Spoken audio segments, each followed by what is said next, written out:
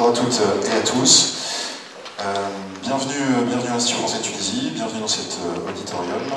Merci beaucoup d'avoir répondu à notre invitation pour cette conférence de presse. Donc, pour ceux qui ne me connaissent pas, je suis Bernard Joubert, je suis le directeur de l'Institut français parce que vous êtes évidemment des partenaires indispensables de notre action qui se fait au profit de la Tunisie, d'un certain nombre de partenaires. Et donc pour faire connaître notre action, pour faire connaître les grandes missions de l'Institut français de Tunisie, c'est important qu'on puisse avoir justement ce moment d'échange et de présentation. Ce que je vous propose, c'est qu'on fonctionne en deux temps. Donc, je vais faire une présentation assez générale des grandes missions, des grandes priorités de l'Institut français de Tunisie pour 2022 et puis pour les années à venir. Et puis ensuite, on pourra laisser la place aux échanges. Donc je prendrai bien sûr toutes vos questions. Je ne le ferai pas seul, puisqu'il y a un certain nombre des chefs de secteur, des attachés de coopération qui sont présents ici, donc qui travaillent à l'Institut français de Tunisie, et donc qui répondront avec moi aux questions précises que vous pourriez avoir sur tel ou tel type de projet, de domaine d'action qu'on peut avoir cette année et dans les temps à venir. L'Institut français de Tunisie, c'est un acteur majeur de la relation entre la France et la Tunisie dans le domaine de la coopération. Nos grandes priorités, c'est d'abord d'agir avec et pour la jeunesse tunisienne, de le faire ici à Tunis, à Sousse et à Sfax et partout en région. On mène plus de 350 projets par an et les 3/4 d'entre eux ont lieu en région, avec un public prioritaire qui est la jeunesse. C'est la première priorité. La deuxième priorité, c'est de travailler donc, pour le renforcement de l'enseignement de la langue française et l'ouverture de cette jeunesse tunisienne sur des cultures francophones, pas uniquement la culture française, mais les cultures francophones dans leur diversité.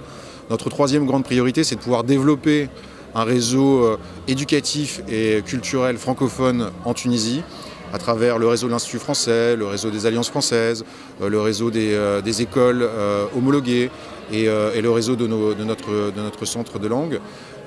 La quatrième grande priorité, c'est de travailler dans le domaine culturel pour appuyer les professionnels du secteur et puis pour favoriser des rencontres entre les créateurs francophones et le public tunisien.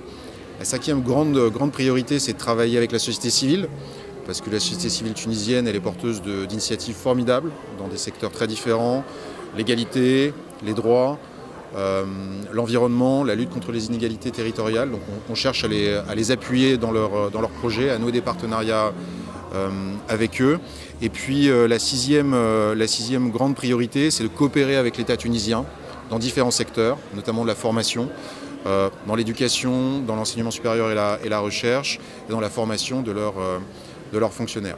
L'une des grandes priorités transversales, l'une des grandes missions de l'Institut français de Tunisie, c'est la situation de la langue française. Ce qu'on souhaite, c'est pouvoir renforcer l'enseignement de la langue française au sein du système d'enseignement public tunisien. C'est une coopération qu'on mène en relation étroite avec le ministère tunisien de l'Éducation.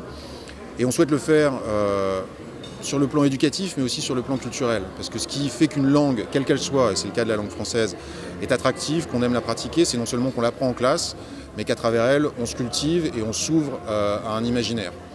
Et notre souhait, au-delà de la langue française, c'est de favoriser la pluralité culturelle et le plurilinguisme. Et la Tunisie a cette richesse et cette force d'être une société plurilingue, où on parle plusieurs langues.